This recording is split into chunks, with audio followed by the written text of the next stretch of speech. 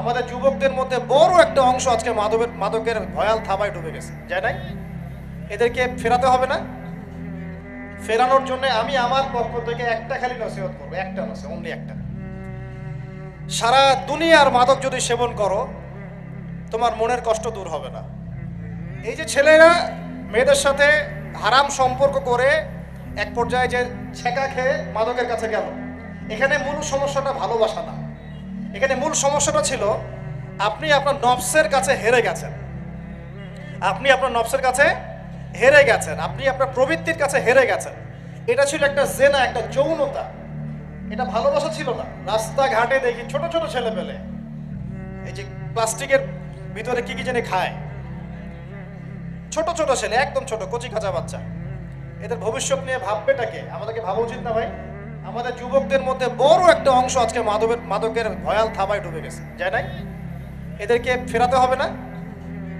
ফেরানোর জন্য আমি আমার পক্ষ থেকে একটা খালি নসিহত করবো, একটা নসিহত, অনলি একটা। সারা দুনিয়ার মাদক যদি সেবন করো, তোমার মনের কষ্ট দূর হবে না। মাদকের কাছে গিয়েছে কেন আমি বলছি। কেন গিয়েছে জানেন? এক সঙ্গদোষ, কোনো খারাপ সার্কেলে পড়েছে, বলেছে আয় একটু সিগারেটে টান দে, কি সমস্যা? ও একদিন টান দেওয়া শুরু করেছে, পরে আস্তে আস্তে আস্তে আস্তে অভ্যস্ত হয়ে গেছে।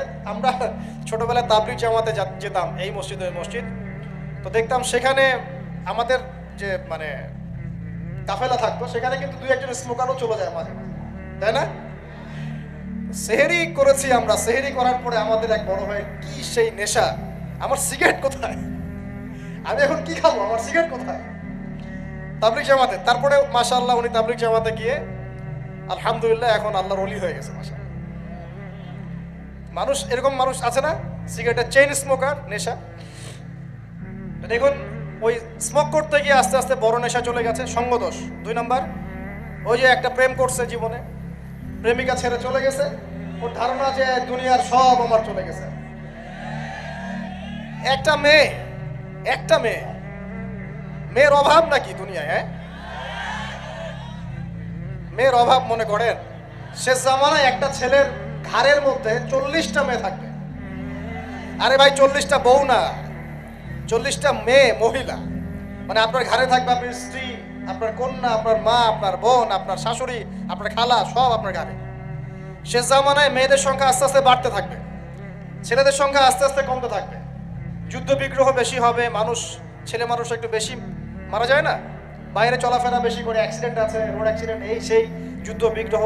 এমনি গড়াইও ছেলেদের কম, আর ছেলেদের জন্মহার কিন্তু মেয়েদের চেয়ে কম। আর শিশু ছেলে মারা যায় বেশি, মেয়েরা মারা যায় কম। ছেলেরা এমনিতেই সংখ্যায় কম হবে, আর শেষ জামানায় মেয়েদের সংখ্যা আরো বেশি বাড়তে থাকবে। একটা মেয়ে চলে গেছে, ব্যাস আপনি জীবনটা নষ্ট করে ফেললেন। কি হয়েছে? আর এগুলো কিন্তু কোনো ভালোবাসা না, এগুলো হচ্ছে একটা আবেগ। এটার নাম কি ভাই?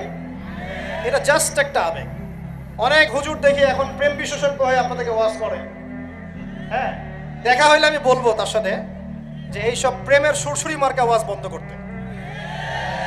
এগুলো দিয়ে যুবকদের উপকার হচ্ছে না। কারণ বিয়ে না করলে সংসার বুঝবেন কিভাবে? বিয়ে না করলে আপনি সংসার বুঝবেন কিভাবে? মনে করেন আমি বিয়ে শাদী করি নাই, আমি আপনাকে কি বিয়ের ওয়াজ করব? আমার তো অভিজ্ঞতাই নাই। আর মনে করেন আপনি 2টা বিয়ে করছেন, কথা এখন আপনি বলবেন বাপরে বাপ, এই কাজ ভাই আমি করছি, আপনারা করতে চান না। কারণ আপনার অভিজ্ঞতা হয়েছে, অভিজ্ঞতা থেকে মানুষ শেখে না। সুরসুরি মার্কা ওয়াজ দিয়ে কি মানুষকে শেখানো যাবে? এই যে ছেলেরা মেয়েদের সাথে হারাম সম্পর্ক করে এক পর্যায়ে যে ছেঁকা খেয়ে মাদকের কাছে গেল, এখানে মূল সমস্যাটা ভালোবাসা না।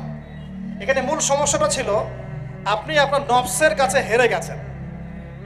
আপনি আপনার নফসের কাছে হেরে গেছেন, আপনি আপনার প্রবৃত্তির কাছে হেরে গেছেন। এটা ছিল একটা জেনা, একটা যৌনতা, এটা ভালোবাসা ছিল না। এটাকে আমরা বলবো আপনি হরমোনিয়াস হয়েছেন। হরমোন আপনার শরীর থেকে যে থ্রো করে, এই হরমোনের ফলে আপনি একটা হরমোনিয়াস হয়েছেন, দ্যাটস অল। আর যে মেয়েটা আপনাকে উঠতি বয়সে এইসব মিথ্যা প্রতিশ্রুতি দিয়েছিল, সেও ছিল একটা প্রতারক। কি ছিল? একটা, সে নিজেও জানতো না যে সে নিজে কি করছে, সে নিজেও জানতো না সে চায় কি। তখন আপনিও বুঝতেন না আপনি কি চান। এগুলো আর জীবন জগৎ বাস্তবতা রেসপন্সিবিলিটি সম্পূর্ণ আলাদা জিনিস।